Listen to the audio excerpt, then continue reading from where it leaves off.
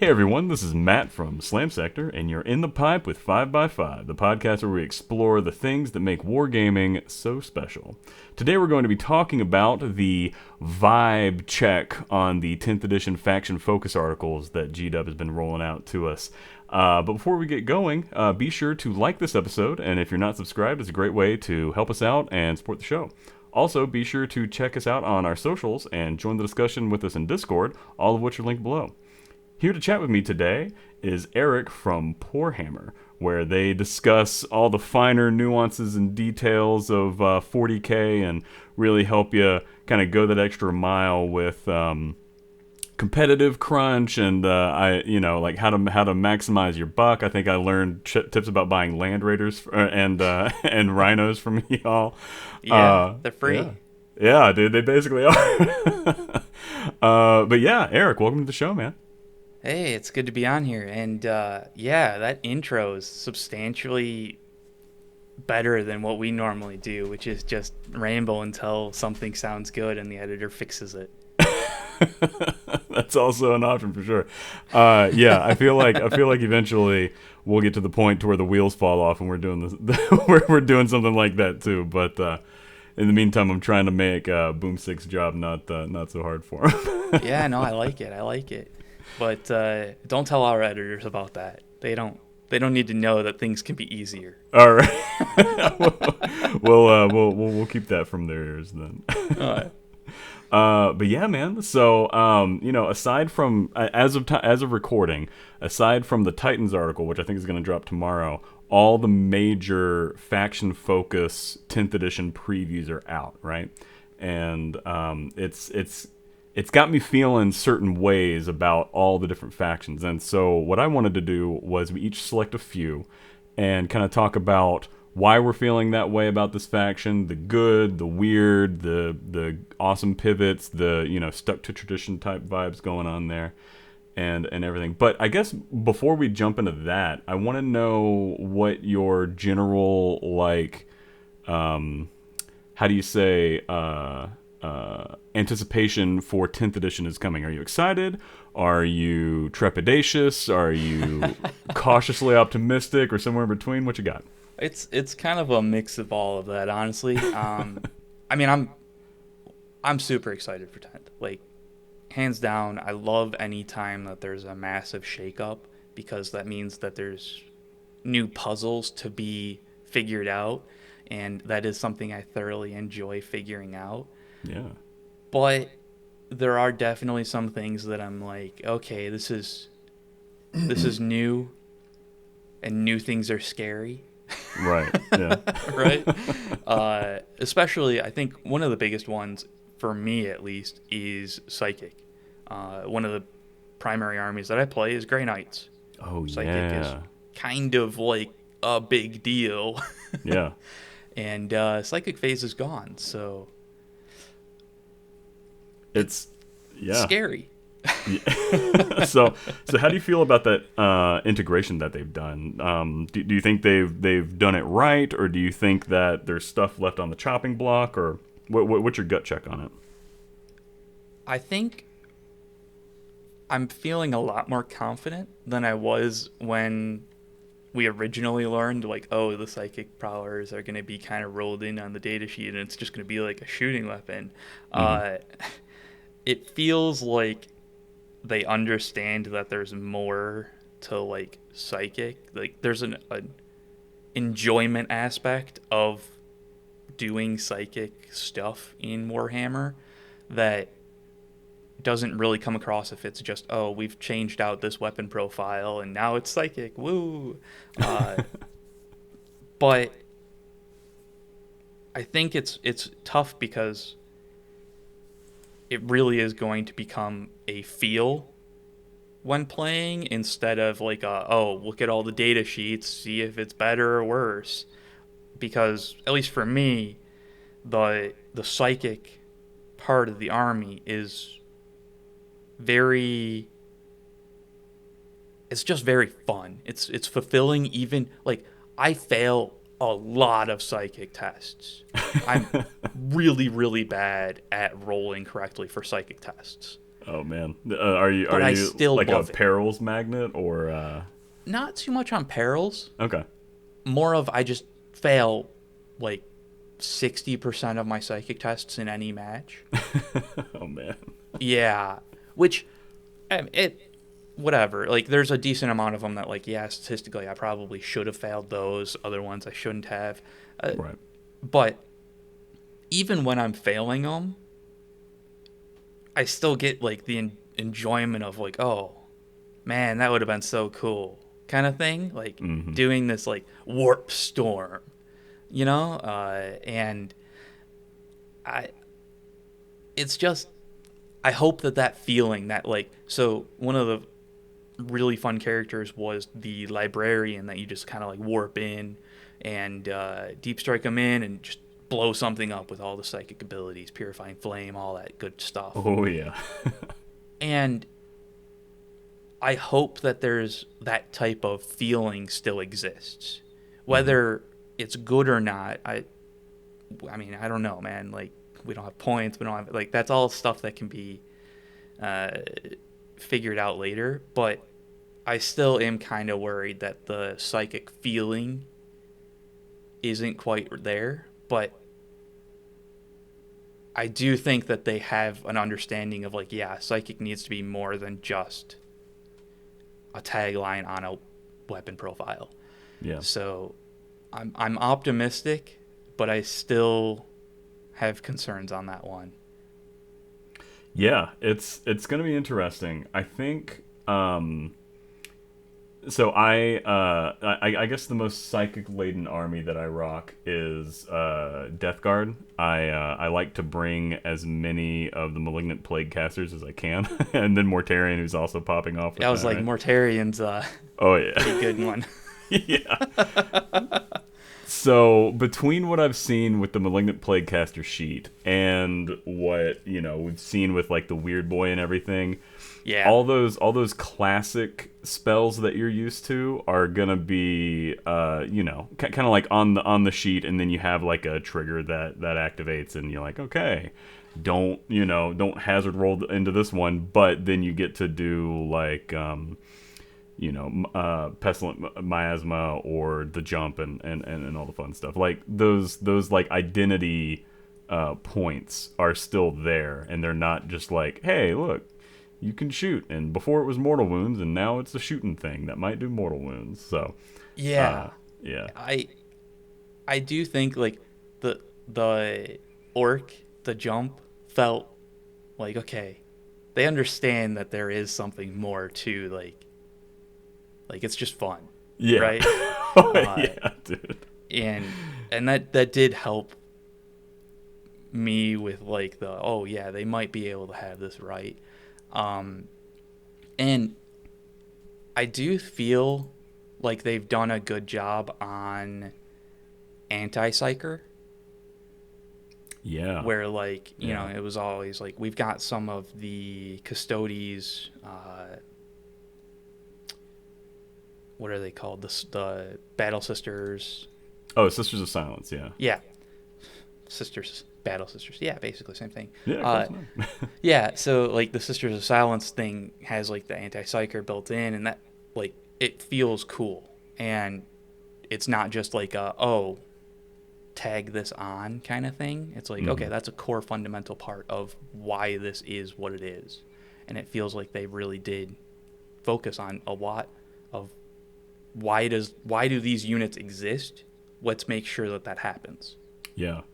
Yeah, and I think the reason why people are so focused on the psychic phase is that's like one of the biggest things that's changing from 9th to 10th, right? Like it's psychic, and then it's army construction / detachment shenanigans, and like those are like the big ones. Other than that, it's just like they're redoing the indexes, and hopefully that app works, but fingers crossed.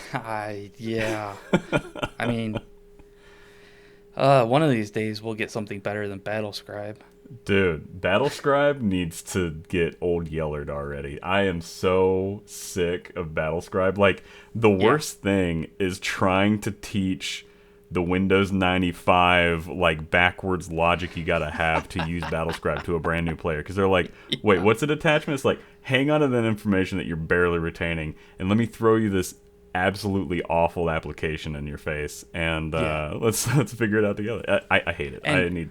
Oh, by the way, this is actually still the best option that we have. So yeah, you just kind of have to learn it. Yeah, I mean, honestly, dude, I've been just like pen and papering or like notepad for I think the second half of ninth. I just don't even boot up Battlescribe anymore unless I need to like plug stuff into an RTT. But yeah, man. Yeah, I know that one of our play group, especially when we were doing Crusade, basically printed out everything and actually did some really cool stuff with like cards, like cut out and pasted them on like magic cards. Oh, nice. And, that's cool. It was actually pretty cool, but also a lot of work, so I didn't do that. Oh, I bet, man. Yeah, if you gotta do like paper crafts in order to make your your play experience better, it's like I could be building terrain or just straight up models instead of doing this. Yeah, exactly. Like I've got plenty of models I could be building. Right. But yeah, hopefully indexing stuff actually is good with whatever app. Yeah. But yeah, the big changes definitely are psychic, and just the core building an army. I feel like the weapon profiles being like the weapon skill, ballistic skill, attack, strength being on the weapon is pretty big, but also generally will be kind of just like, yeah, that's what it was. It's fine. It's just rolled onto that instead of the core rule sheet of the character.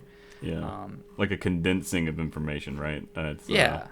But I mean that's still big. That kind of iterative jump is really what you kind of want to see with with these games that are still analog as hell in a rapidly like digital environment, right? So yeah, and I do think that a big part of the move to 10th feels like they're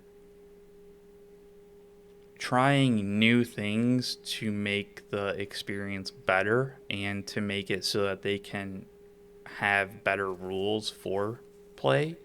And one of the key examples of that being the weapon profiles have, the attack characteristic, the, what you hit on type thing, so that it's just another knob of balance that GW can do instead of just, that sheet has these things. That's just what they have access to, and so we have to point balance off of the most powerful part of it. Yeah. So specifically that's for Space Marines, honestly. Like, you have options of all of the options, and this should mean that you have better capability of being balanced around some of the most powerful weapons type thing. At least I hope. That gives the option of it. yeah. It's everyone's hopes and wants are kind of going into this new edition, and it seems like they're meeting a lot of these hopes more than it kind of felt like when it was going from 8th to 9th. With 8th to 9th, it was just like, hey, did y'all make it to where it's not just like Bloboshots A versus Bloboshots B? You did? Yeah. Okay, awesome. There's a real game here. So, and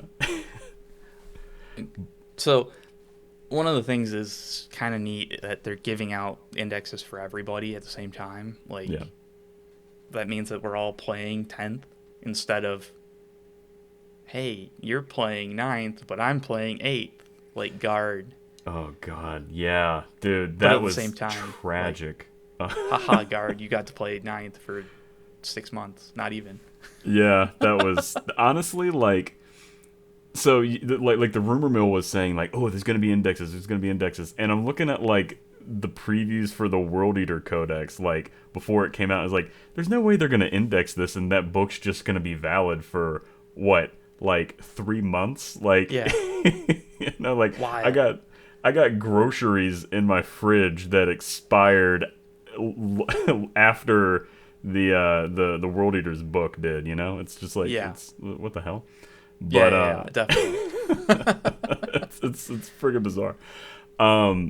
Indexes are exciting though. So all right, here's a question for you. What are gonna be the first data sheets that you look up when the indexes drop? Ooh, that's a good question. I think I'll look up Grey Knights Paladins Hmm. because that's like one of the big misses for me on ninth balance was you couldn't really play Paladins if you were even remotely trying to win. Yeah. So I'm gonna look at that and see what's possible because I hope that works. But Totally. I think I mean, I don't know. I there's so many options that I'm just like I'm interested in a bunch of orc stuff just because like I don't know, I love a lot of orc options and what we've seen so far has me very giddy. Yeah. For sure. Especially the transport article that they had with the firing deck, and they were Yeah. like, "Yeah, orcs get 22 or something like that," and I was like, That is sick. "That's insane! That's just. I Oh, want to that's do that. I don't care how bad or good it is. I want to do that." right. Exactly. So, yeah, I mean, those I think those are the kinds of things that I'll be looking at first. Are the fun nonsense ideas or the fun these are why I play the army, the faction. Yeah. And then, I'll probably look into what's the, general guard, what's the tank look like, what's just those types of core rule sheets that you base everything else off of, like, okay, what's a Terminator stat line? What's a guard stat line? Yeah. The comparison points, I guess, right? Like the meat and potatoes Right. of the whole system, really. And I mean, it'll be interesting to see if even those like actually still line up as like the reference points, or if they change to something else. But I think I also want to see a few of the Tau Tau sheets, just because the combat embarkation, I think, is what they called it. Yeah. That was spicy. Where like it was loading into a transport after shooting, or was it as a reaction? It was Yeah. something like that. It was crazy. That's the kind of thing that like I'm I want to see what can be done with it. Like I don't play Tau, but I want to see what can be done with it. It seems like it would be the kind of like, oh, we're doing Tau shooting stuff, but also I'm gonna run away in this transport, so don't worry about it. Do you think Kind that'll of be thing. exclusive to Tau? Like, is that like a new Tau design space that they're exploring, or do you think that's gonna like be sprinkled in with Guard and or GSC or anything like that? I expect it to show up other places as well, but I feel like it's going to be primarily a Tau focus, just because they already showed that stratagem and it was only like 1 CP, Mm-hmm. which is like, okay, that's cheap. That's yeah, exactly. Um, It's a good thing. You popping that every turn unless you got something better to do, pretty much. right, and I it does help a lot of potential problems that I've had with Tau, just because of how the. So I guess we may as well just talk about Tau a little bit here. One of the primary problems with it is it's a shooting focused army, and that's cool. Like that's why you do it. You Mm-hmm. want to be the shooting army. But anytime you have an army that's all one phase, it's basically impossible to balance it in a fun way. Yeah. It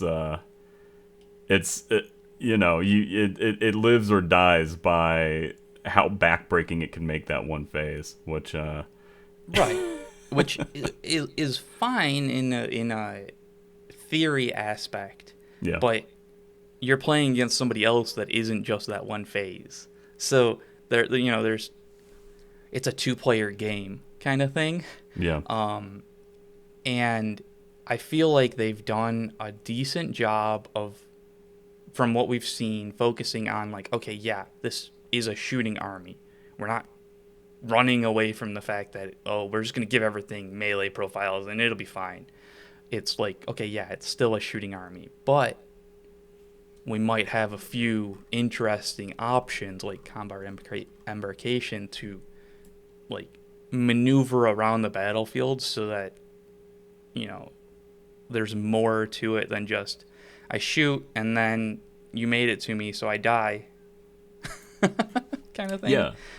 It helps, I guess, not only is this shooting phase important, but it's important to set up the next shooting phase, you know what I mean? Yes. Like it's still in that flavor profile, but it's tapping into, the movement phase with shenanigans, and they're still keeping it pretty, like they're still T3 like you'd kind of need them to be. Do they have a profile for their vehicles or their transports yet? It doesn't look like they do. I don't think I've seen it. Maybe it's out there somewhere. They showed off the big guns, and those are very, very big guns. I'm so glad they don't, I don't think any of these, other than obviously the devastating wounds universal keyword, they aren't doing the thing where they turn off invulnerables, except for super invulnerables that exist. So, the fact that they're backing away from that is generally a good sign, I think.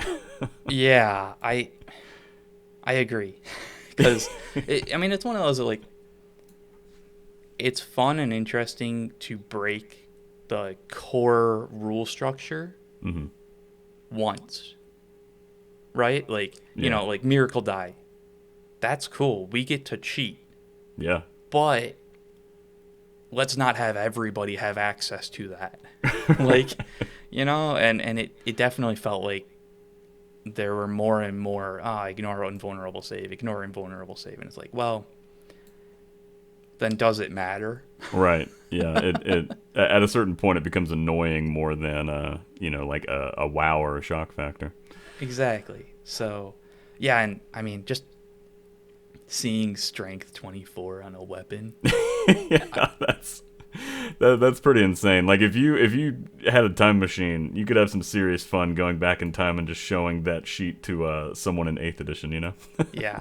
Yeah, it's wild, and I'm here for it, man. Yeah. It's one of those, we got to be careful about just keep increasing the number and get to Yu-Gi-Oh!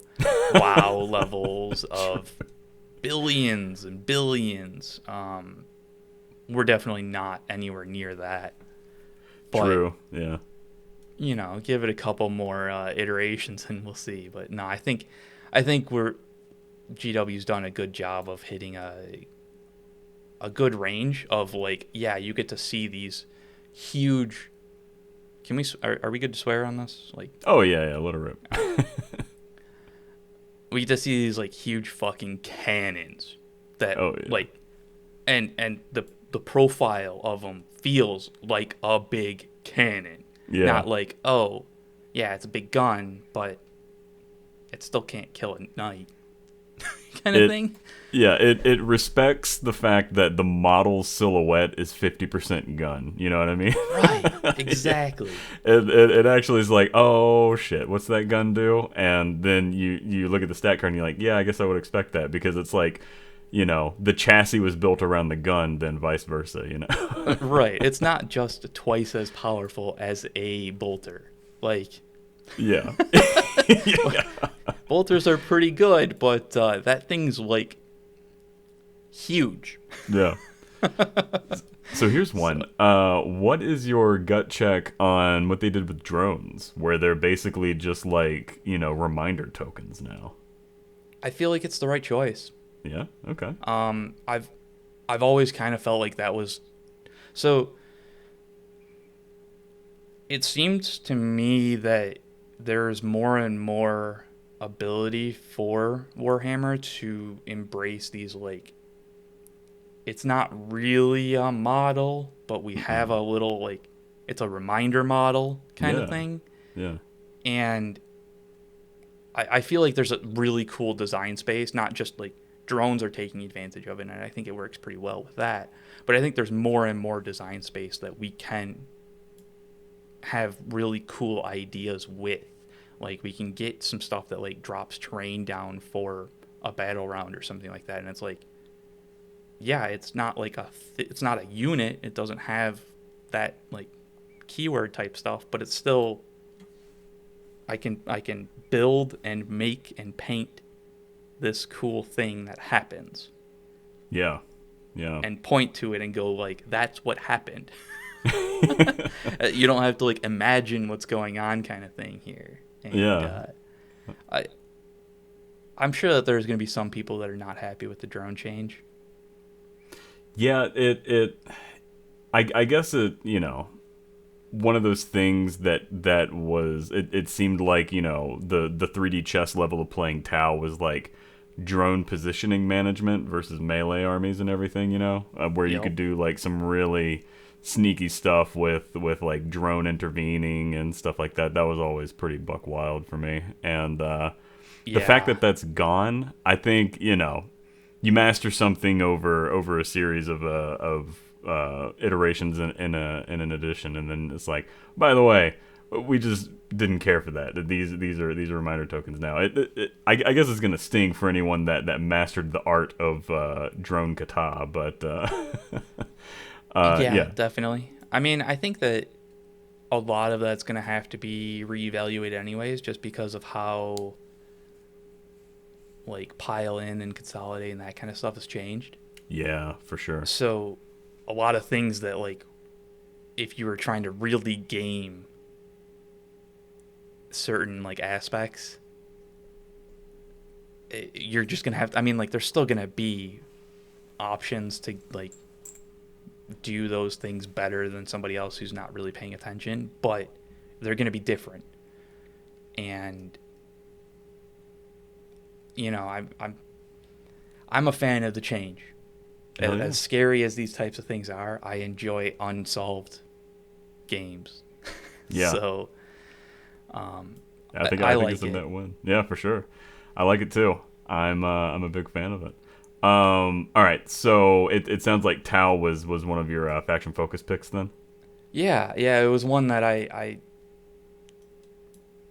really quite enjoyed what they showed us, and I'm looking forward to seeing the rest when the actual codex comes out. But Absolutely. yeah, I really do enjoy the way they're for the greater good, and I don't know what the hell, the Kuyan or whatever it is, the sustained hits option. Yeah. It feels like they've done a great job of condensing what Tau is to its core. Mm-hmm. Like, this is what Tau is trying to do. Yeah. While also still being like, okay, it's a game that we need to balance, and there need to be other options other than just the shooting phase, and it all kind of shows up. So I think they've done a great job of showing us off Tau, and I hope Tau players agree, because I think it's cool, but I don't play Tau, so maybe I'm completely off base. No, I mean, I think like anything, there's gonna be the diehards that are like, it was all downhill after 9th edition with Tau. Like, there's gonna be that group, Right. But that'll happen with everything. Yeah. Something that I'm excited for is the Chaos Knights. Okay. Faction focus, and I don't even play Knights. I wanted to get into Knights, and I even went as far as to buying one Knight kit once. And I got halfway through building it, and I was like, I just don't want to play this army. I want to play against this army. It just has Yes. that feel, right? Oh man, I don't know. There are a few opponents like Orks and Knights and Chaos Knights, I love to play against them just because of like the internal imagination spectacle that's happening is just the coolest shit to me. But the reason why I'm excited about their faction focus is because I think this might be the time that Games Workshop does a leadership matters like sub-faction thing, and it actually like sticks, right? Like poor Night Lords and stuff like that have been hitting different iterations of it, but I think this is going to be the one time where it's like, okay, you're attacking on a battle shock style approach, and leadership actually matters this time around. So one of the things that I hated was dealing with rules that are affecting your opponent more than they're affecting you, like where your opponent needs to know your codex kind of thing. Right, yeah. It's always just been one of those where it's like, I see what you're doing and it's cool, but I don't want to deal with it right now. It's even more stuff to remember on top of the 3 books that you brought for yourself. So I think they've done a pretty good job of making it like, yeah, this is the dread, the doom, the leadership battle shock problems are being like, they're being a problem for the opponent. But at the same time, it's not like, remember all this shit. It's like, okay, here's what happens. Don't worry about it too much, because guess what? It's going to be like that for a while. This is just the new normal. Yeah, exactly. I'm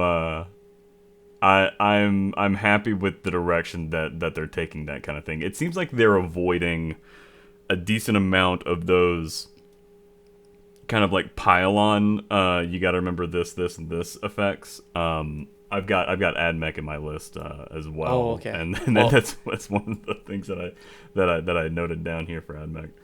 I think you're gonna have to walk me through that one, because I get to Admech and I'm just so burnt out by trying to figure shit out that I'm like, I just like gloss over it at this point. Like 10th could be like 6 lines long, super easy, streamlined, easier than Khorne.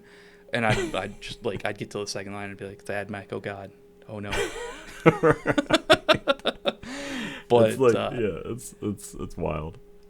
Yeah, I do think they've done a good job with the Knights and trying to make sure that it's a balanced list that you bring, and it's not just this weird, like, because we had a few times where you just bring, the War Dogs and like that's it, and it's like, well, oh yeah, Abaddon walking the dogs. Is that actually a Knight's list? Right.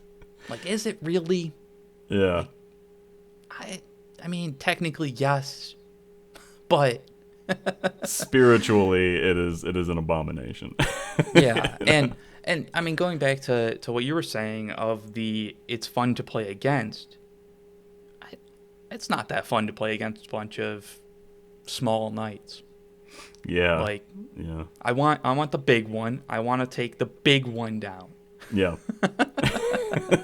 Like, I get the War Dogs are good and they're still scary, but like, I want the big one. Yeah. I want to see the big one explode and take out like a chunk of my face with it, but it's still Yeah, exactly. Yeah. So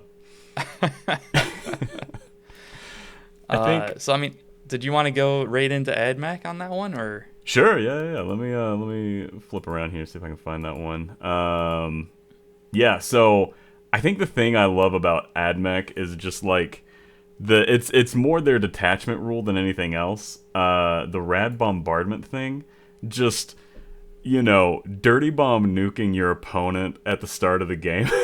It's so cool. I don't know, like the cool factor on rad bombardment is massive. Like, it almost makes me want to play this army, whereas all previous editions that I've done, I've just kind of been meh on Admech forever. Yeah. But the like the radiation wave effect is just very neat. It's like layering on these dilemmas on your opponent, and they only happen once, which is good because, you know, like we were talking about with knights just now, consistent dilemmas that your opponent has to remember on top of all of their other shit is just it's exhausting, except for like the first game that you play. And yeah, like that one time dilemma is it's just, I don't know, I love it, man. I love it so much. But the other cool I mean, at the same time, it is also one of, like, these are fairly simple to explain and to, you know, like, okay, what happens? Well, you roll a die, and a 3-up, you suffer immortal. Oh, I guess I'll roll a die. Like, it's not one of these, like, oh, you have to look at this chart, then compare it to your baseline, and then do some math and figure out what happens based on, oh, you also have all of these other things that stack on your own. Oh, well, and it's like, well, come on, man, I don't need to deal with this Excel sheet right now, okay? Right, exactly.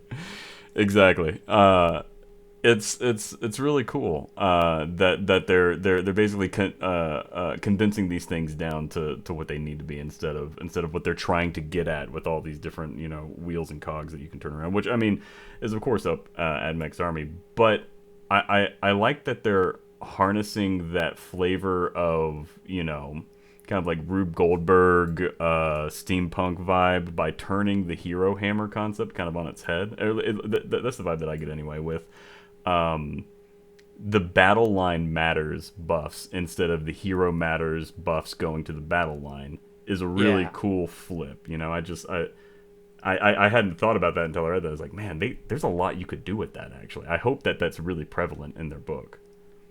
It is actually really interesting. And so one of the things about Admech is when I was originally, like, pitched, like, what is Admech? It was Mechanicus.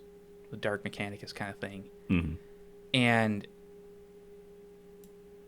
that's not what Admech is as of 9th, and I mean, we've pretty much seen 10th is not doing that. But at the same time, it's like Skitarii, I don't know, maybe it's just me, but they're kind of boring. But when you're doing this battle line kind of stuff and you're having, like, it adds, like you said, it kind of flips it on its head and it gives it a different feel of, okay, the Skitarii are actually doing something other than just being an annoying little shit. Right. yeah. They aren't existing as like a random buff node. Or, oh my god, what was the dirty combo that happened in 9th? I know this is like a vibe check for 10th edition, but every time I see Skitarii Vanguard or like that assault rifle thing that they have, I just think about, like, it was like 11 buffs that went on one unit, and it could delete Mortarion statistically in one round of shooting. It was so funny, man. And it's just like that isn't. It's just a Skitarii. Like, that doesn't make any damn sense. So yeah, I mean, I think it is interesting what they've done with Battleline. In general, like, Battleline is cool, and I'm happy to see it in 10th. Yeah. But, yeah, it has given Admech a feeling of, like, it's not just, oh, we didn't give you the Mechanicus part. Maybe you'll get it eventually. Yeah. Like, there's actually something interesting about it now. I hope that they play around with that battle line concept on Admech, because what are the Fallout looking robots, the Castellan robots or whatever they're called? Yeah, I think that sounds right. Yeah, they're troops, right? Currently, or am I having a fever dream right now? Man, when it comes to Admech, like I said, I gloss over and I'm just like, hey, tell me what happened.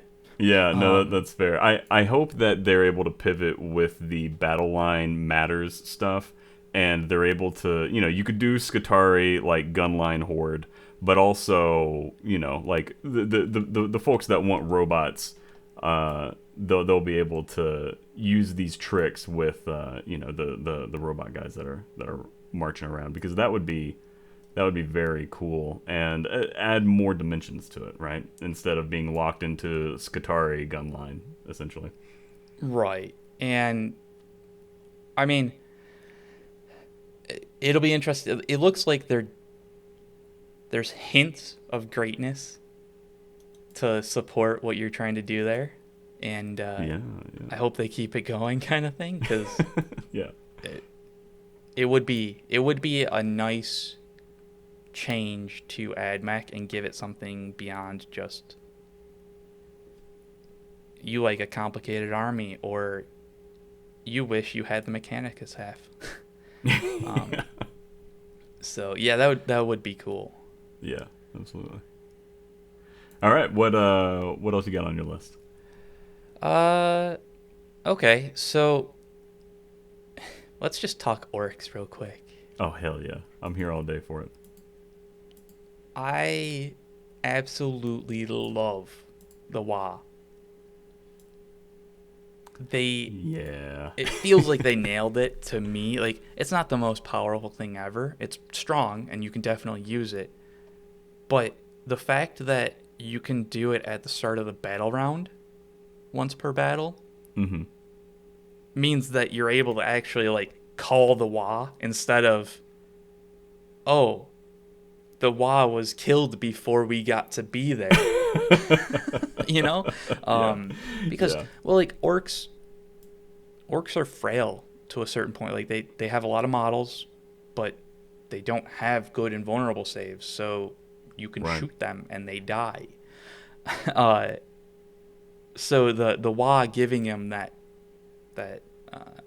invulnerable save, that defensive layer while they're basically charging across the battlefield, it feels like, oh yeah, the green tide's here, and it's scary. Yeah, it's it really just I like it because you could see something bad coming, and especially like I'm envisioning like me playing Orks.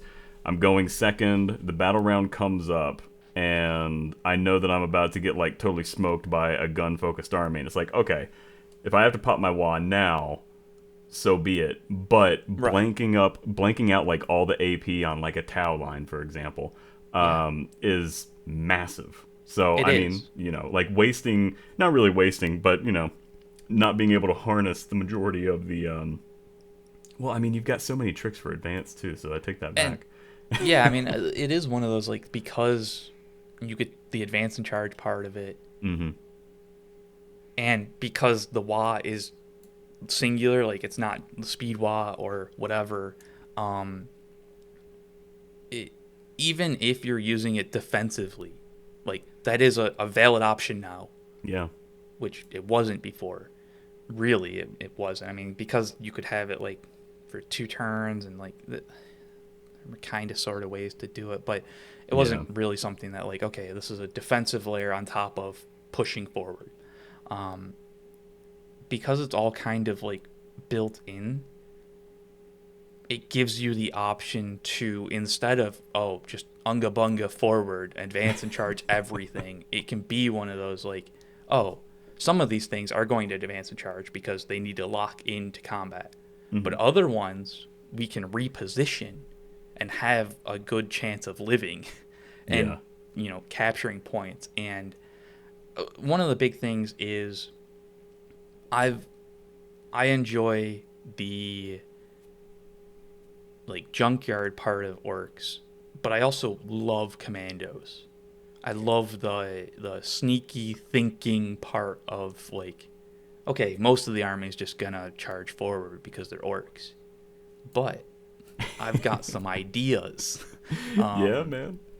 And it feels like the Waaagh has done a great job of giving options while also still just being like, yeah, if you do it, it's not wrong kind of thing. Like, you haven't wasted anything, really. Maybe you didn't use it to the full potential or whatever, but like, you'll still get something out of it because it's from start of battle round to the next. That like, it doesn't feel like you're doing anything wrong whenever you call the Waaagh. And I think that was my biggest problem with it in ninth, was sometimes you would call it and it would be like, well, that was a waste. That was dumb. And I don't think that's going to happen in this 10th version, because it's just going to be like, okay, yeah, I could have probably done better. Maybe if I waited a turn, I could have gotten a little bit more advantage out of it. But I still did the thing. Like, I still enjoyed the Green Tide. I still enjoyed doing all of that stuff. Absolutely. And, I mean, throughout the whole thing that we see here, it follows very Orc. Like, get stuck in, great. Awesome. Oh yeah. Sounds right. We've got the Gaz. Oh man, Gaz, you're kind of badass. Yeah. I think they did Gaz right. And you know, he's not wound capped anymore, which is another thing that I don't think I'm gonna miss from ninth. But you know, go ahead. Oh yeah, it's just the transformation that they did with Gaz. I think does him right. I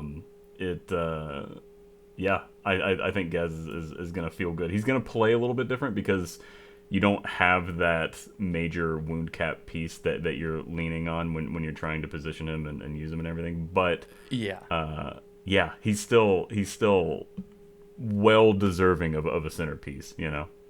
And I do like that Makari's tied in. Yeah. That's the correct way of doing this. Oh, of course. So yeah, I really do like that. And man, all of they showed off the Def Cannon, whatever. It's a Def Cannon, the Stompa weapon. Yeah. It's bad, but it's so fucking cool. Ballistic skill 5, like you're reading all the other numbers and you're like, oh my god, and then you see BS5 and you're like, all right, I think I can survive this. Yeah, and I mean, even then it's like 3d6 attacks. There's no like, okay, you could get 3. The damage d6. There's no like, oh, d3 plus 3. Yeah. Kind of. It's like, no, you're rolling dice. Hell yeah. Your fate's with Gork and Mark. Like, we'll see what happens. But it's gonna be cool. Oh yeah, absolutely, man, absolutely. I think it's always a shame that the casino cannon meme has been for Necrons, because I feel like Orks, if anyone's gonna have the casino cannon, it needs to be Orks, and the Def Cannon I think is like the new casino cannon. Yeah. Oh and man. I mean, I'm definitely looking forward to everything so one of the great things about 9th edition towards the end with Arks of Omen is it opened up Orcs to do whatever they wanted to do. Like, you could bring any list and do whatever you wanted, and I feel like that's still going to be an option in 10th. It's not going to be quite as open, I don't think, but it feels I'm optimistic in having Orcs feel like I can do whatever I want. Mm-hmm. And that's just it's a big part of Orcs to me, is like everybody that plays Orcs has their like section that they enjoy. Like, some people love the Green Tide and it's just, I want to play all the boys. Like, I meant to ask you, what is your, it sounds like you're just invested in all of the corners of Orkdom, right? I don't really do the Orc Boy Green Tide. Okay. One, I don't have models for it. Okay. And I'm pretty far off. It's just not really my jam. I think it's cool, and I would definitely play it once and just thoroughly enjoy it. I feel like if I played it 2 or 3 times, I'd be like, okay, this is getting tedious. Right. I'm picking up a lot of models and putting them down off to the side. Right. Just buckets of boys that you're pouring on the table and scraping off. Yeah. It's super cool. Just not really what I'm into. I'm a huge fan of the junkyard, the vehicles, speed freaks, nice. That type of stuff. Yeah. But yeah, I mean, Orcs have a special part of just they're so everything about Orcs in 9th and 10th, and I mean I didn't play much before that, so I'm pretty sure even previous, but GW does a great job of embracing the nonsense. Like, let's take the grim derp memes and just accept it. Like, yeah, it's, you know what? Out of all the armies that we can have, that we can just go, yeah, sounds fun. Orcs does a lot of those, sounds fun things.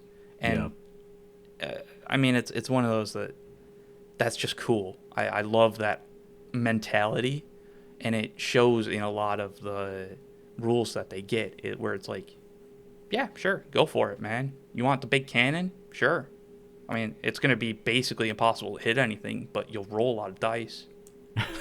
Like, and those are the kinds of things that I'm just like, yeah, I love it, and I'm glad to see that in trimming down a lot of the rules fluff, they haven't lost the theme of Orcs, of like, yeah, there's some dumb stuff happening, man, and it's cool.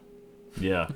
I feel like of all the factions, Orcs is one of those that has stayed true to it, kind of like the stuff that brought people into the faction.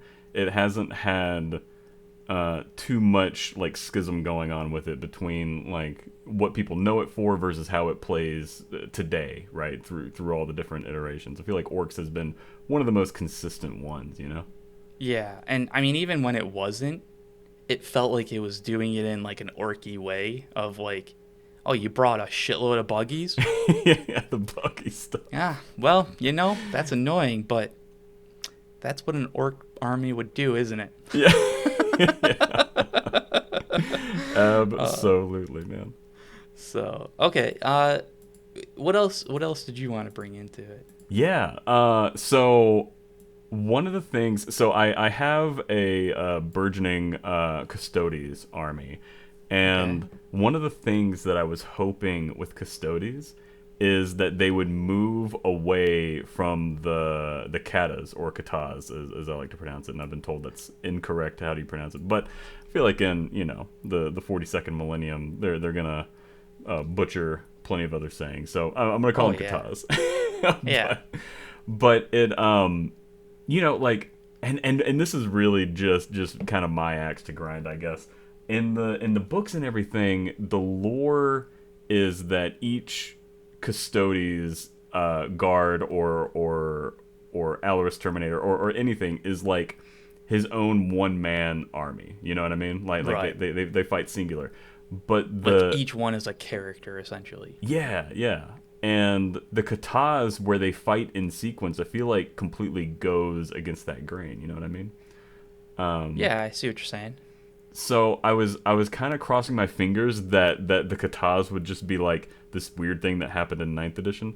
However, from how it plays, I really don't mind it, because you're able to keep effectiveness in any one of the situations that you're going to find yourself in, right? So I don't mind it on a tabletop perspective, but in a lore angle, it's like, man, I don't know what I want, but I didn't want this to keep making it. So that's just my thing. Otherwise, I'm loving how the Custodes are looking. They're just, you know, they're keeping their absolute just rock hard stats on everything. They're an absolute, you know, like, tough nut to crack. I love what they did with the Sisters of Silence. That FNP, feel no pain of 3 up versus psychic attacks. That's so sick, dude. I hate it as a Grey Knights player. Like, it's gonna be super fucking annoying. Yeah. But I love that it exists. Right. Like, they in a data sheet that has it's so trimmed down, they nailed every aspect of the Anathema Psychana, in my opinion. For sure. Like, it feels like, yep, this is what they do. and they do it very well. Yeah, and I think the balance that a Grey Knight, excuse me, not a Grey Knights, but a Custodes player is gonna be worried about is like, okay, if you're going to an RTT, how many of these do you take? Because it almost feels like a sideboard magic pick or something. You know what I mean? Like, yeah. Oh yeah, dude. So, imagine if Warhammer at a 2K point game had sideboards. oh my god. Okay, so that like is each game you get to choose. Like that would be so sick. And this is a total rant, and this could almost be its own video, but I'm just gonna go on this diatribe for a little bit. Boomstick, I apologize. Like, imagine if you could do a sideboard, like 250 point sideboard, or like some amount of points sideboard where you're shuffling your army. It would take way too long to do any even like 3-game RTTs. But man, that's insane.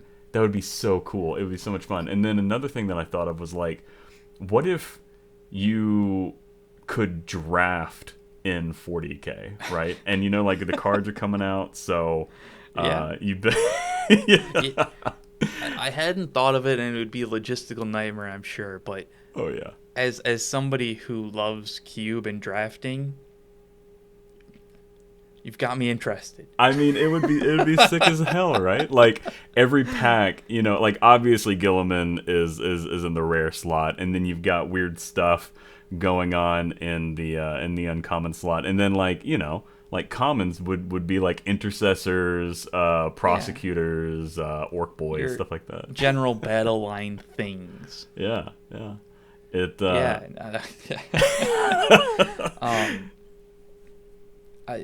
unfeasible logistically due to time constraints, but oh yeah, a very fun weekend for one game. Oh, absolutely. Like, just, if you had infinite model pool, right? Yeah. Because, you can only put into the 40K cube, basically, whatever you had painted. Anyway, this diatribe has gone on for a long time. That's something that, if I win the lottery, I'll lock away all my, like my 15 best friends, and we'll all have to go do on that island getaway, and instead of just hanging out by the beach and just chilling, you be playing 40K and drafting. Yeah, I mean, just honestly, that would be pretty awesome. Be the sweatiest bodegas in all of the Bahamas. So I mean, on that, tangentially related is the changes that they've kind of done to reserves. And strategic reserves and that type of stuff. Mm-hmm. It's interesting, but I feel like I have a lot of questions that are like me trying to break it, obviously, that I shouldn't be doing with Deep Strike and, all of that stuff. But, I mean, it seems like they've kept the core idea there pretty well. I do think it would be fun, though, if, like, each army had, like, a strategic reserves section, and it's like you get 500 points of strategic reserves, but you can only play 250 of it in any game. Oh, man. Yeah, that is very interesting. That's probably the sane version of what of what a sideboard would look like. We've done kind of sort of things like that with Crusade. Oh, nice. Like, yeah. because things died and, like you're still playing. And, it is kind of cool. But, yeah, I think Custodes, I mean, I don't know enough about lore just to, in any of the lore other than, like, high level. So, yeah, the katas could be a bit weird. But I think they did a good job of making the Custodes feel like just an anvil. Oh yeah, just dude. Like, man, come and break. Like, you're not gonna do anything. Yeah, it's I mean that T7 on Alaris Custodians just man, it's what is that? It's so fuck? good. With a 4-up invuln Yeah, man. and a 2-up regular save? Like, I love it. I absolutely love it. And then, oh, man. I do think that Custodes are going to be one of the ones that benefit the most out of the new objective control stat line. Mm-hmm. So that it can actually like be balanced instead of either on or off kind of thing that we had with 9th edition, where it was like, do they have objective secured? Yeah. Do they not have objective secured? Well, now we can actually have like, oh, there's a number that we can play around with and figure out where it works. Yeah, that was like a really weird balancing thing that Custodes dealt with through like all of their 9th. Like, do Alaris have OBSEC? Yes or no? And then, their usefulness almost, it literally hinged on if they had OBSEC or not. So the fact that is removed is beautiful. Yeah. And I mean, I think the Alaris have 3, right? I think there are 2, unless you're packing the Vexilla, in which case it is 3. But yeah, so there's like some ways to do it, which is like, it feels like a lot. Mm-hmm. Yeah. Which is good. Absolutely. I'm very curious to see what the points situation is for Custodes. Of course, like everyone's interested in seeing the points, but like how elite are they going to make these elites? Yeah, I mean, I think that when it comes to point balance, the elite armies have the most to lose, kind of thing. Yeah. Like Custodes, knights live or die on the points. Absolutely. Yeah. Like, you can have the best rules ever, but if it's an 850 point model, nobody's gonna fucking play it. Absolutely. So yeah, Custodes is definitely one that the points are going to matter quite a bit, but at least the feel of a lot of what they've got going on is pretty cool. And anti-psyker 4-up on a weapon, like, yeah, that's so crazy. I feel I'm like scared. Yeah, I was about to say, between Black Templars, that named Inquisitor, and Sisters of Silence, Grey Knights and Thousand Sons they're in for a ride, man. Yeah, they really are.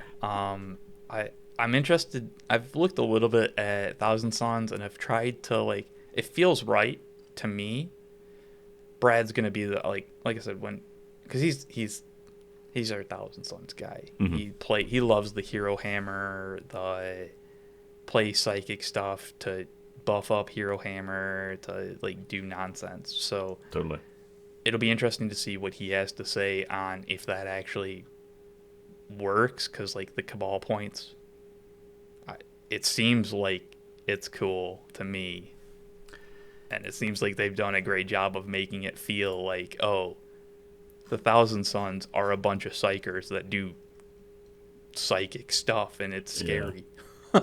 Yeah, it's I've always called the so there's this one guy that I've always played. Anytime I go to an RTT, I just always get matched against him. And he's a Thousand Sons player, and he and I got a running joke where, like, when he's doing the Terminator like buffs and it's going on and everything, I call it his Goku moment, like Dragon Ball Z Super Saiyan stuff. It looks like that's still here, and I kind of hope that, like they're able to still tap into that. It's just not all jammed into one phase and banking on, like, 6 psychic tests. Yeah, it'll be interesting, and I think, when it comes to Thousand Sons, Grey Knights, any of the psychic armies, the feel is going to be like how it feels to play it in a psychic. How does it, like, it's tough to explain, but, like, does it give you joy when you play it? Even if you're losing, are you still happy because you got to do a lot of cool stuff? Yeah, like the Johnny factor, I guess, right? And the Johnny Timmy Spike triangle. And that's going to be kind of the make or break for me, and probably a lot of players who play these armies. I was like, did it feel fun? Yeah. Like, power aside to a certain point. And I mean, just like kind of going into like Grey Knights, this is insane. Like, teleport assault, deep strike rules, like the Grey Knights are just gonna be warping all over the fucking battlefield constantly. I love it, man. I absolutely love that. Like, you know, it's almost like Terminator SWAT team style, like just like teleportation breach, and the fact that they harnessed that and made it happen. I'm double checking here. 3, like in a 2,000 point game, 3 units a turn. Oh, a turn. Yeah, it's not even just like you get 3 a game. Yeah. Oh, that's so sick. It's why, and like you've still got deep strike. You've still got like teleport shunt gives you fly, and you just get to move an extra 6. Yeah, I was like, not expecting that. One of the things that Ninth gave us with, you know, since paladins weren't really playable, we got to do a bunch of really fast flyboys. And that was cool. This feels like that, but like taken to the extreme even further of just like, you want to be somewhere on the battlefield? Go for it. Sure. Yeah. And I think again, it does feel like Grey Knights in a good job, but they haven't shown us paladins, and that's where it's gonna, for me, make or break. Like, if I'm super excited for 10th versus 9th, because I want to play my paladins, man. Like, that's kind of my deal. And I think it's going to be one of those, like, if you're playing against Grey Knights, you're going to need to know how to screen correctly. Like, yeah. If you don't learn how to screen, it's going to be miserable. Yeah.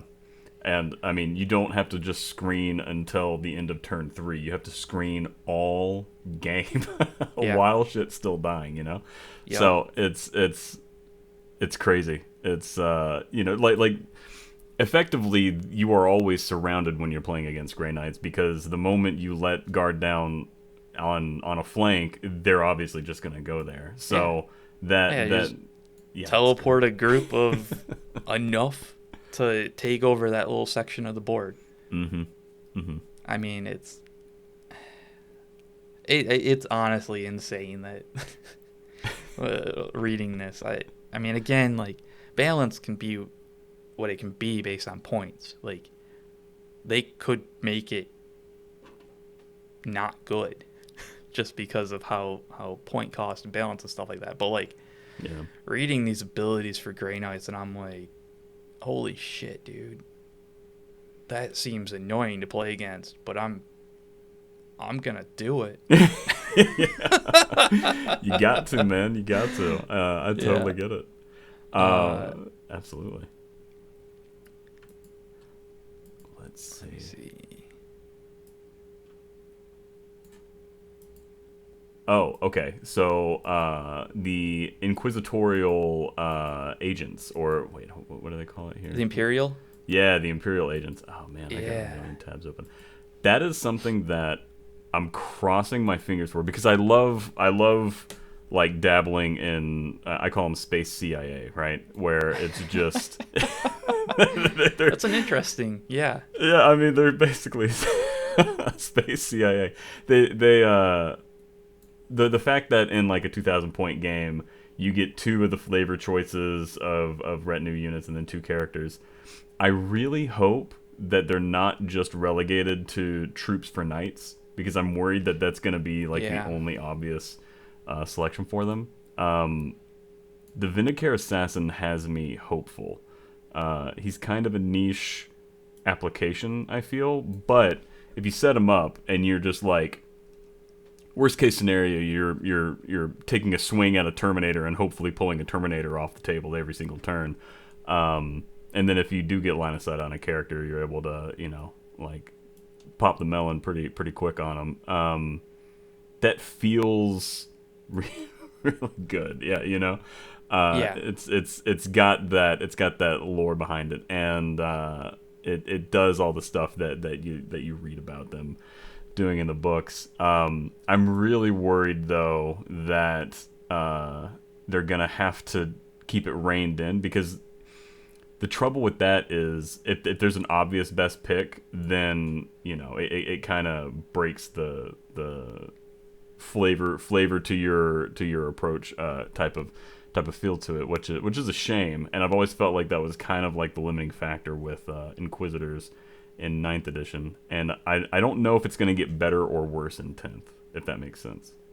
It does make sense, and I think that's always kind of been an issue of the clear best choice kind of stuff. Mm-hmm. And at the same time, when you mix that in with things that can soup into other factions, it's like, okay, clear best choice, and I can also put it in this army list. Yeah. Yeah, flamers are good, right? Like, it's one of those where it's like, oh, demon flamers again. Let's see what breaks next kind of thing. But I do like it. Like, reading the article, like, originally, I didn't care. Like, the Imperial agents, like, whatever, man. Sure, I don't care. The article got me a bit of interest on it. It seems cool. Yeah. And I hope that it isn't just one of those, like, nah, that's not really a thing. It's, like... Yeah. Are you do you think you'll put an assassin on the table? And if so, what type do you think you'll orient towards? Probably not. But like I said, like, I had no interest at all. But maybe. Okay. All right. Yeah. there is actually a slight chance that I do now, just because I feel like they did a good job of selling it, and yeah, I mean, the Vindicator assassin looks cool, man. I'm excited. It feels like you get to play out like a some type of novel like battle where it's like, oh, and then this thing happens, and it's like, oh, I get to do that thing on the table. Cool. Right. Yeah.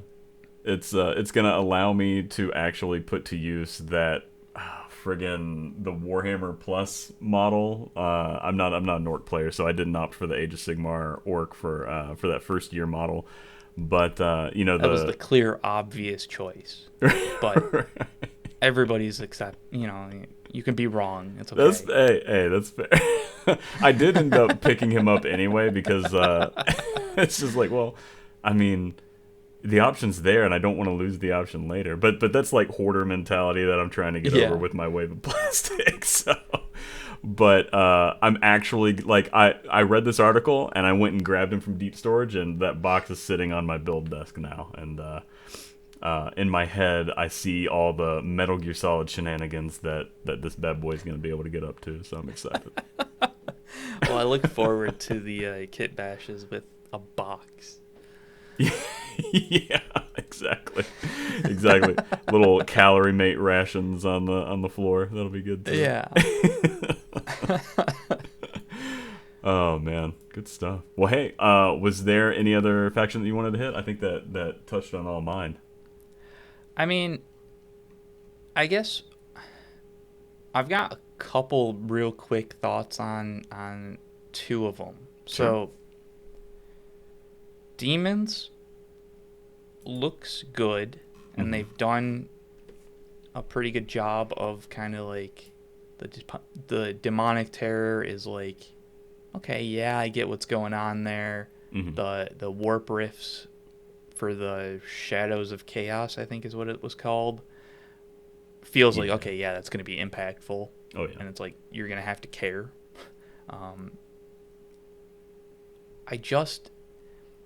I still don't like having demons as like, here's demons, and it's like, well, but which flavor? There's 4 like core fundamentally different parts of that. Yeah, it's frustrating. I feel like demons, and you guys talked about this in your most recent podcast, and I completely agree with you guys. I think demons always fall flat because in order to have a good demons book, you need 5 army compositions, 1 for each of the gods, mono god, and then an actual sturdy, why would you not do mixed, like something that can actually stand up. Yeah.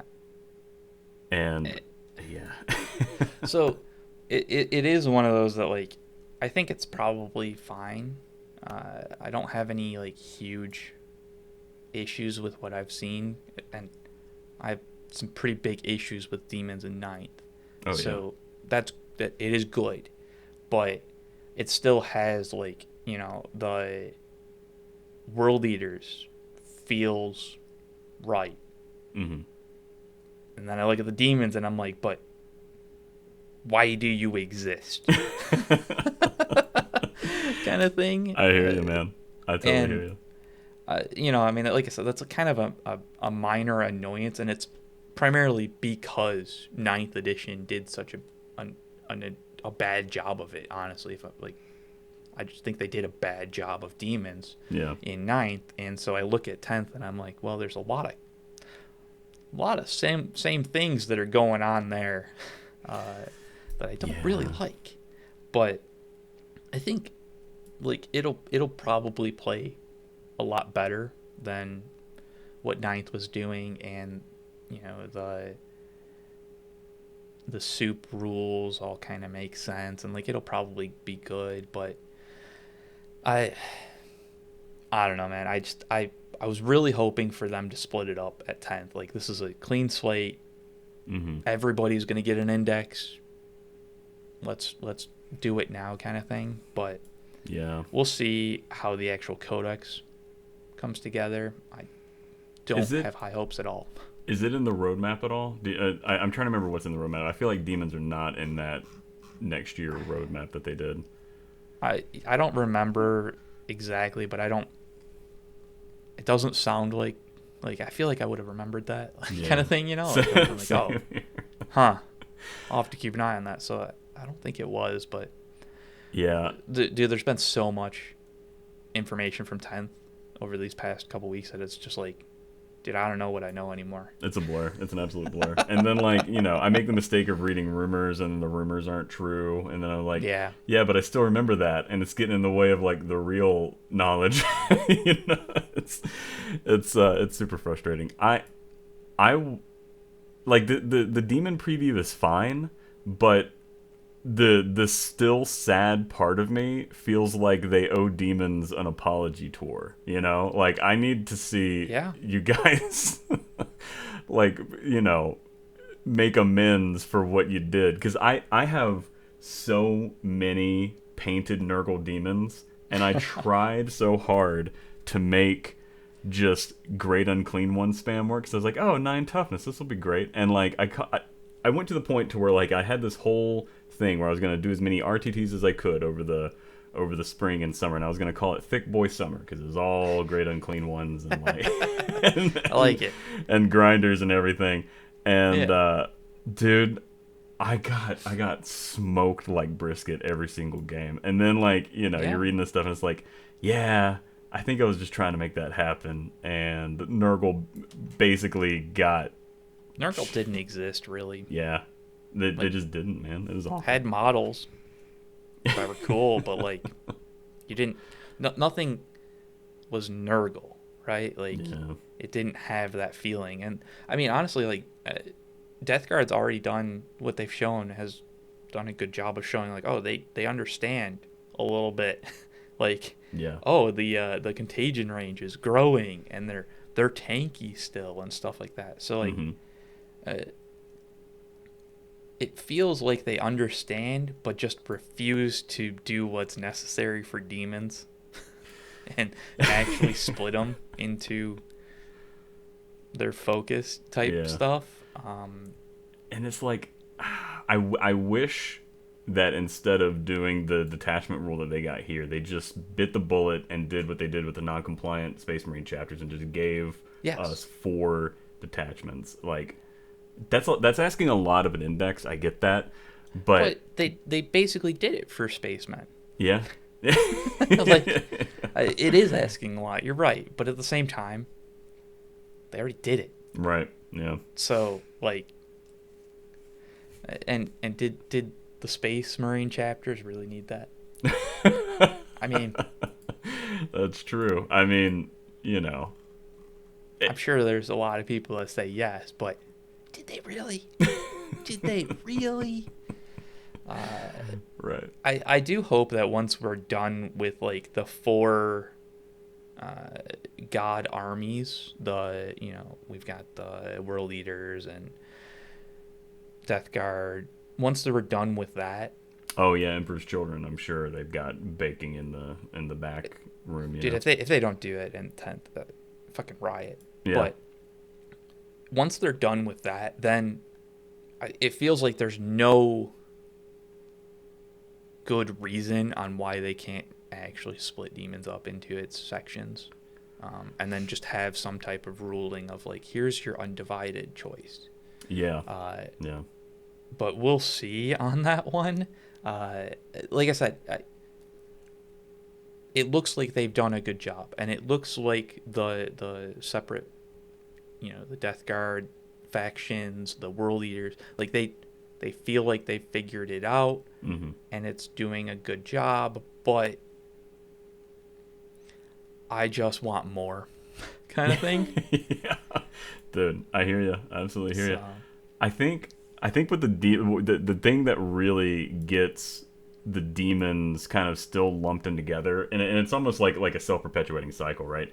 Is if you split them up, they have such a small model pool, and they're all HQ heavy, right? Yeah. So I think each one needs like another troops option or something, or even I don't even know how you do it, where like, because Furies were kind of sort of a universal option and everything, but I freaking hate Furies. Like Furies are lame in my opinion. Yeah. Well, I mean, it does. You're right, because I mean, it was World Eaters that they like took a bunch of stuff away, and it's like, why? Yeah. But why? Kind of thing. Yeah. I don't know, man. It's moving in the right direction at the very least. Like it looks like there's positives in a lot of this stuff. Yeah. And I am very excited to play 10th.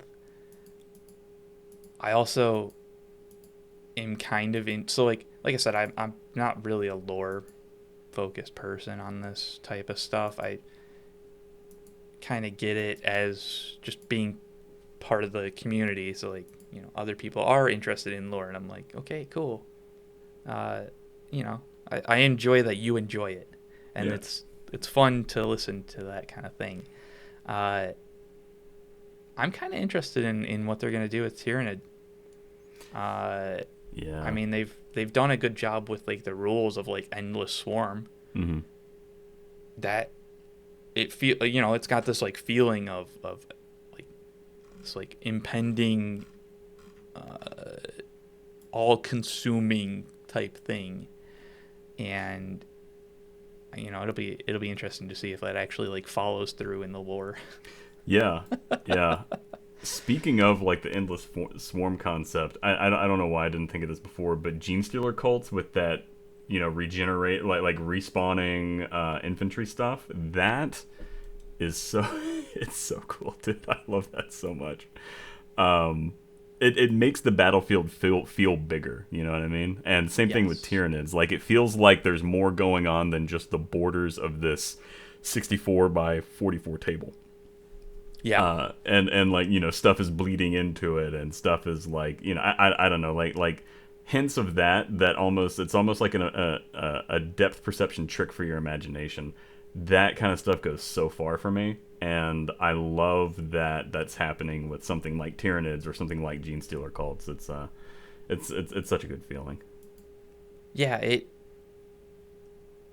does actually matter. Like, as much as, probably not for everybody, there's going to be some people that are very focused on the mechanics of the game, but even if you're focused on the mechanics of the game, these types of, like, hints of there's a larger universe built around this game kind of thing, Mm-hmm.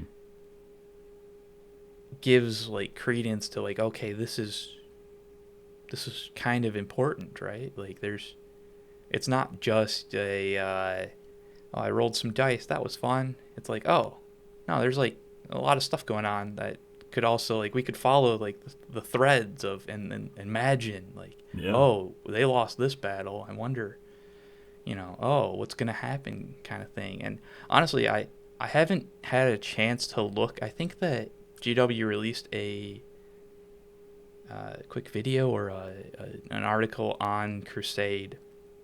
Oh, really? That's one I haven't had a chance to look at yet. Nice. But have you had a chance to look at that one? I haven't been able to look at the Crusade article yet, but Okay. I go hard on Crusade. My buddies and I will actually, like, we've done a handful of these where, like, we plan like an 8 to 10 Crusade game, and we, like, round robin it on the different, like, major focuses. Like, we have certain people bring Chaos, certain people bring Xena, certain people bring Imperium, and we tell a story with it, right? Like, yeah, in this one, like the most recent one I did, my Great Unclean one developed a grudge for a Rogel Dorn, and it kept popping the same Rogel Dorn, and, like, every time it would pop out, it'd be like, we meet again, but it's a new crew because the last crew got fucking smoked and, like, turned into goo, and they're like, we don't know who you are. What are you talking about? I see we meet again. What the hell are you talking about? Who is crazy chaos demon? Quit trying to confuse me. Yeah, it was such a funny bit, man, and that made these grudge match of games, like, once you end up in your second, third wave of against the same army, it turns into grudge matches, and having the tools necessary to have that kind of emergent lore build out was, I don't know, dude, it was surreal. I had so much fun with it. Do you guys go pretty hard on Crusade? Kind of. We did play it quite a bit when we were just starting out. Mm-hmm. And it was one of those, like, we used it as an avenue to get more models, kind of thing. It's like, we started with these, like, smaller, like, skirmish kind of things, and then the armies, the scope has expanded, kind of thing, and, like, it's not just this little skirmish happening off in the middle of nowhere. We've got, like, a full army now. There's, like, tanks and stuff involved, and escalation style, right? Yeah. So it was one of those that, like, that kind of helped push us to actually getting armies instead of just being at, like, kill team kind of stuff. Totally. But it is something that I've, like, that style is very interesting to me, and I think that's why I enjoy the Tempest cards. I blame Tabletop Tactics. I don't know what it's called anymore. The, like, randomize your mission and that kind of stuff. Mm-hmm. I think they're called Tempest in 9th. But yeah, Tempest of War. It's gotten some pretty good traction with my friend group too, actually. Yeah, and it feels like that gives you this, like, snapshot of a Crusade kind of thing, where it's like, there's some random stuff that, like, it could be because of other things that happened previously, kind of whatever. So we're definitely going to do, so long as whatever GW puts out for Crusade isn't just complete trash, which I don't think it will be. And even then, like, we'll probably figure out a way to make it work. But yeah, we're definitely going to do some type of Crusade theme and play for 10th, because it's just fun. Like, it's fun to have those storylines of, like you said, those grudges of the Great Unclean One matching up to the Rogal Dorn. Like, that doesn't happen in just normal general play. Like, every once in a while it can be like, oh wow, you perils for the 8th time, isn't that funny? But you don't get like the actual like storyline of it progressing into something, which is fun. It just is. Yeah, absolutely. Something that I always thought would be cool was like, and I just gotta like get off my ass and actually make this, because I keep having this daydream of it, is Tempest of War, but it's all lore stuff that doesn't affect like actual gameplay. It's like what you're fighting over, why you're fighting, where you're fighting. Like, basically goes through the who, what, where, why, how of it all, and you're like, oh, okay, we're fighting over oxygen tanks in Segmentum Pacifica, like stuff like that, right? And I always thought that would be cool, because I'm also just a sucker for random generation stuff. I blame Diablo 2 in my youth for putting that on me, but hey, this weekend. Oh yeah, dude. I've been clean for so many years. I'm trying my best to not touch that one. Clean. And Path of Exile got me, so dude. I'm in that dungeon already. That's so. fair, man. I don't blame you one bit. Yeah, I don't actually think I'm gonna play D4 this weekend, but next weekend. Hell yeah.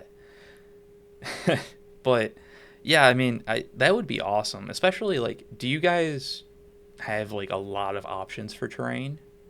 A decent amount, yeah. I actually got into 3D printing, which is just like the most for Warhammer. It's like the most degenerate shit you could do, right? Oh yeah. So our play group's done a decent amount, especially because we have a person that really enjoys doing like the 3D printing part of it. Nice. So it's like everybody's just like, okay, here's a model. Dude, I love it so much. It's so much fun. And yeah, I've gone on some terrain painting binges. Meanwhile, like in my gray pile of shame, I've got like the starter box to first edition Kill Team terrain and like some other supporting stuff from that like Imperialist stuff, and I'm still 3D printing terrain. So it's I just need to rattle can all that shit and get it on the table, but I mean, we all have our piles of shame kind of thing. But yeah, I mean, if you have a bunch of options and you can 3D print them, then like customizing the story of a mission to the terrain and being like, oh, this is what's happening, and this is like the greater story of why this engagement has come about, kind of thing. Dude, that'd be cool. So cool. That'd be so cool. Oh man, I love it. I know that Brad's tried doing that a little bit, and we've got more terrain than we did before,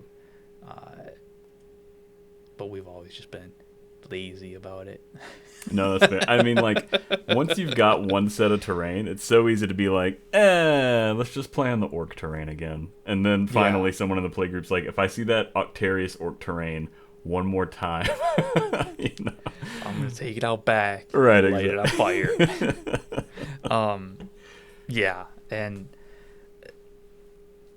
it does actually do a decent amount to making things feel different. Mm-hmm. As much as it doesn't matter, like, I mean, we played with Amazon shipping boxes and baking tins for several months during our Crusade. Like, and it was like, yeah, whatever, that's what we've got. Yeah. And it was great. Once you've been playing for a while, changing out the terrain can change the feel of stuff. Totally. Actually, that's a good point. What's your quick vibe check on terrain changes for 10th? Oh man, I think it's all the correct move Mm-hmm. But I don't know how much I like the dense terrain, the wood covering rule change that they've done. It feels like they just kind of made that kind of terrain not matter. Yeah, and like craters don't slow you down anymore, right? I'm pretty sure that's the case now, and like it, which you know, like I said, I don't think it's incorrect, especially in trying to streamline a lot of the rules, because like you can still have those things and they'll do like, light cover or whatever. Yeah. And it's just going to be like, okay, well, that that crater isn't going to act like a crater, it's going to act like whatever. But it does feel like there has been a bit of a loss in some of those things. I know what you mean, man. I get it. It's very unfortunate. I agree. It's the right way to go just for clarity's sake, because terrain was like really intense, It was one of the most difficult things for newer players to actually grok. Mm-hmm. Like, okay, what is that terrain? Well, that's a forest, and what does it do? Well, this is, and then it's like, well, why doesn't this one do that? That's a building. What, I'm in a building. What the hell are you talking about? And it's like, well, you see, because I'm right next to it, and it's like, well, fuck off, man. And then light cover is, +1 to save versus ranged. Heavy cover, and then, you're teaching the new players like, oh, +2 to save versus range. You're like, no, it's actually +1 in melee. And they're like, fucking what? Yeah. It's like, who the fuck? Who made these rules? Right. And why did you name them these things? Yeah. Like, we had a good thing going. Follow the trends. Oh, man. So, yeah, I do think that they're probably the right direction for gameplay health. But I hope that this isn't the end kind of thing. Like, I hope that they continue to find ways that are still streamlined, but give more options. Yeah. If that kind of makes sense, where it's like, you don't have to make it super complicated, and like all of these different terrains have these different things that happen. But having more options of like, okay, ruins do these things, tree coverage do these things, barrels or pipes do these things. It helped feel like you were on an actual battlefield that wasn't just, this exists so that these two armies can fight each other. Yeah, exactly. It was made for that reason. I've got it's sad. I've got a feeling that hopefully that kind of, terrain depth is going to be back available in the fortifications, because fortifications have just, they're like the redheaded stepchild of units, Yeah. Hopefully, like, if you're seeking it out that bad, it's like, okay, I'm playing Death Guard, I'll bring the, the fart furnace or whatever the hell it's called, the giant smokestack thing.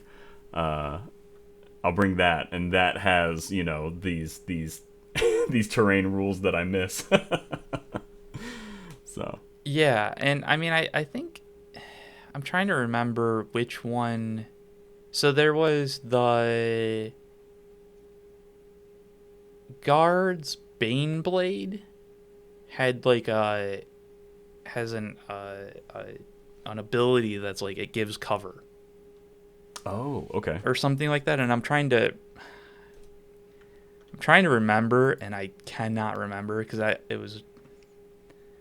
I think I was distracted by the big cannons that they had. Understandable.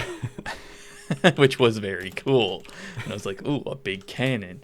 But yeah, so the Baneblade has Rolling Fortress, which is ranged attacks against models that are not visible because of the Bane Blade get benefit to cover against those attacks. So basically, it's just like it's a fortress that's moving around because it's so big. Yeah, dude, I love that. Like, that's almost some historicals level stuff, right? You've got it like creeping up, and then you got your infantry dudes using it as cover as they're behind it. It's yeah, and it's like so that's cool. the kind of stuff that like there exists still very interesting things with terrain and that type of stuff. Mm-hmm.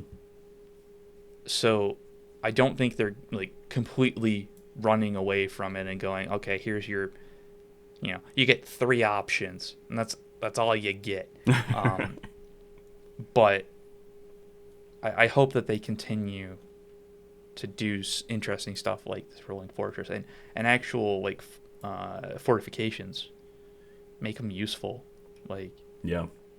and not just in I always joke with Brad that the Necron monolith is just terrain piece. It actually isn't now. They've given it some really cool options and abilities, but it's always one of those where it's like certain models, like fortifications, just like they don't do anything. Why do they exist? So like, Yeah. I think that hopefully they see that there is a gap of, like, okay, you took some stuff away from the terrain. Well, okay, you can give some stuff to fortifications now. Yeah. And it's not going to make the game overcomplicated. Yeah, it's an avenue to add back design space that was kind of like lacking in the first place, Yeah. Yeah. So I mean, I keep thinking of all of it, and it's just like, yeah, I'm excited for 10th, and everything that has been shown is still keeping my excitement, and a lot of it's been enhanced of like, yeah, okay, that's cool. I want to do that, or I want to play against that, and it's just a good feeling to see a lot of these changes, and it seems like GW's done a good job of like not just throwing darts at a dartboard blind, figuring out what happens. Yeah. No, I completely agree. It's definitely, the more I hear, the more I'm looking forward to it. Whereas, it's in iterations past, and with other games, it can be very easy to focus on what you're losing. But with this, it just seems like it's all upside. You know what I mean? Like it's all going in a direction that is sensible, and that they're learning from previous editions, previous mistakes, and I'm sure that there's going to be plenty that they get wrong in this edition, and then 11th will, I mean, there's always with any game this complex, mm-hmm. there's always going to be gaps. Totally. There's always going to be corner cases that weren't thought of. But I think one of the big things is like what you said. It feels like GW is learning, and they're actually applying some of the things that they've learned. Yeah. Which is good. It's huge. Forward progress. Even if it's a bit slow at times, forward progress is still the key. For sure. So. Oh man. Hey, I completely agree. I think that's probably a good place to hang the hat. What do you think?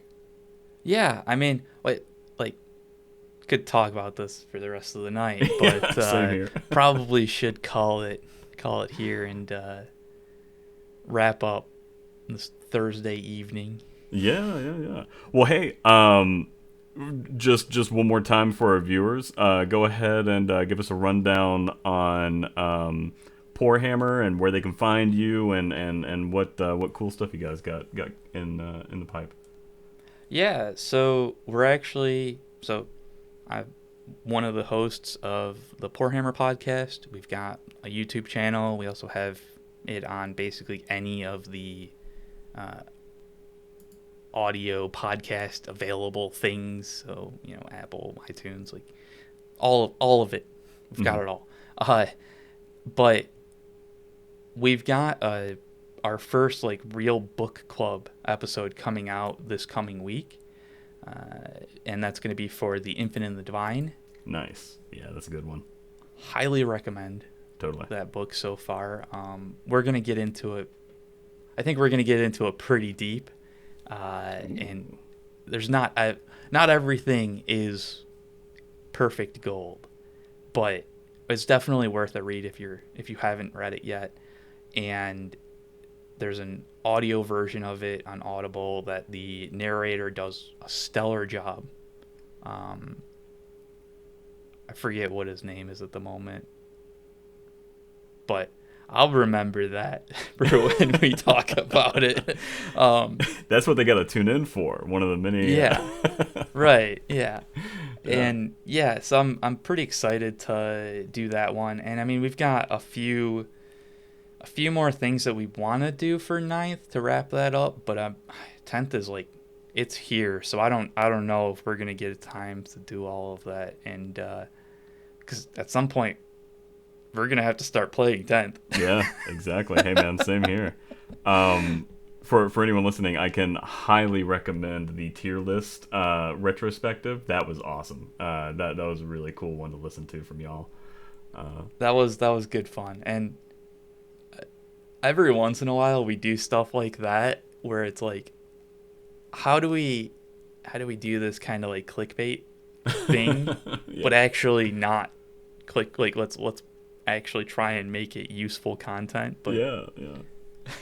I mean, we try to do our best on that one. I don't know if we hit it every time, but no, that one was fun, and it made me remember like all the crazy stuff that like, once it's fixed, it's kind of out of sight, out of mind. Like the I guess Votan getting emergency patched before they were actually on shelves. That was hysterical. Oh, yeah. Oh my god. Yeah, oh yeah. I forgot about that.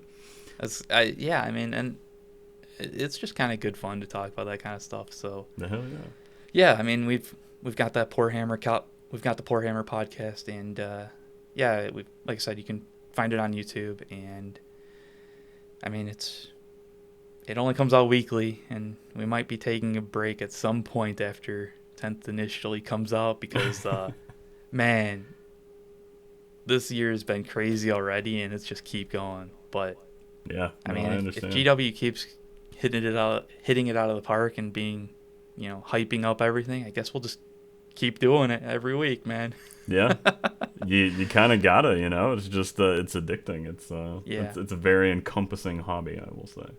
It is. It's good fun though. Yeah. And I'm looking forward to it. So hell yeah. Well, hey man, thanks for coming on again. I appreciate it. Yeah, I do. I really appreciate you inviting me, and I mean, this is, like I said, man, you can talk 10th edition forever. But, I know, right? There's still stuff I could go on and on and on about, but we didn't even hit all the factions. There's still like half of them. I know. We got another 2 hours, right? Yeah, exactly. This is part 1 of 4. No. Oh man, I've definitely done that a few times on accident. Oh yeah, no, I get it.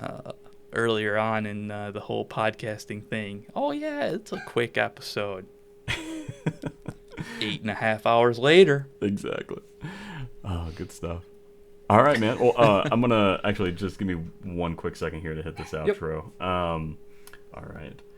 And that's going to do it for us on the 5x5 podcast on Slam Sector. But we've got new content coming all the time. Coming up over the next week or so, we've got more teases into 10th edition. We're also going to be coming in hot and ready with those 10th edition games. I think a little sneak peek for you. I think one of our first 10th edition matches is going to be Death Guard versus Genestealer cults. So that should be a very exciting one. Remember, that's going to be an interesting one. Oh yeah, dude, that's going to be. Do you know if the Genestealers player is going to bring some guard? Ooh, to be determined. I think that depends on how fast they can kit bash. Ooh. I'm looking forward to that one. Yeah. That sounds like a fun matchup. Oh yeah. Yeah, that'll be pretty crazy. But remember, if you enjoyed what you heard today, to like this episode, subscribe if you want to get updated when new episodes come out. Check out our socials at Slam Sector on Twitter and TikTok, and at .slamsector on Instagram. And if you'd like to participate in the discussion, join us on Discord using the link in the description. Thanks for listening. This is Matt from Slam Sector, signing off.